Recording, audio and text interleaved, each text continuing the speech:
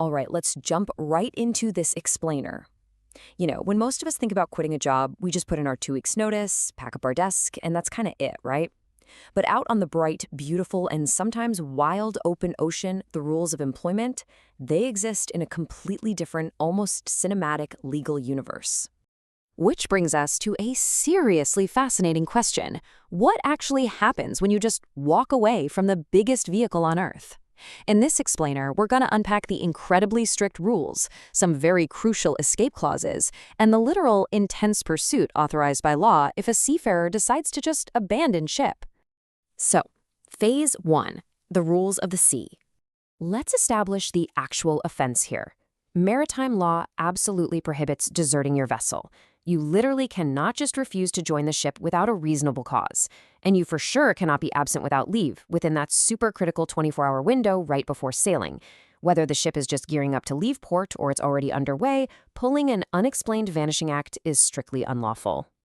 Moving on to Phase 2, the unseaworthy escape clause. Now, what if the ship itself is the actual danger? Well, this is where the balance of power kind of shifts.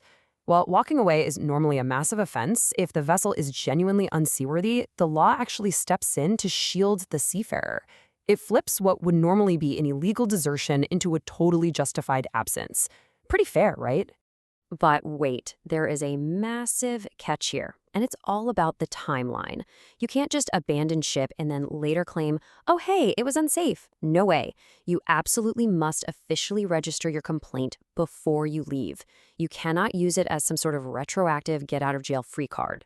Plus, you have to report those unsafe conditions to a very specific authority. You got options, sure, ranging from the ship's master all the way up to a port health officer, or even an Indian ambassador if you happen to be in a foreign port. But the main takeaway here, your complaint literally has to be officially on the books. That brings us to Phase 3, losing your seafarer papers. So, let's say you break the rules and desert without a good reason. The consequences escalate incredibly fast. Step 1, you're reported straight to the Director General. Step 2 is your legal safeguard, meaning you are guaranteed a hearing to state your case. But if the desertion is proven, in Step 3, the authorities wield absolute power. They can completely suspend or withdraw your discharge certificates and identity documents. And without those papers, a seafarer simply cannot work. Game over. Now for Phase 4, reasonable force and arrests. Because honestly, the consequences aren't just bureaucratic red tape. They can get extremely physical. The master or ship owner can legally use force to bring you back on board. The law literally states they can use such force as may be reasonable in the circumstances. Think about that for a second. It is incredibly rare in modern employment law for your boss to be legally authorized to physically drag you back to work. And the reach of this law? It's completely global. If you commit this offense outside your home country, the ship's master can actually arrest you without even procuring a warrant. Now, that is obviously heavily dependent on the host country's local laws, but still, it's just an astonishing level of authority straight out of an action movie. However, there is a firm boundary line. While the master and ship owners have this immense power to pursue you, they are strictly barred from abusing it. No person can be arrested or forced on board on improper or insufficient grounds. So that acts as a really vital legal shield for the crew. Finally, Phase 5, the court's final say. When the dust finally settles and you're actually brought before a judge, the resolution is entirely unique to maritime law.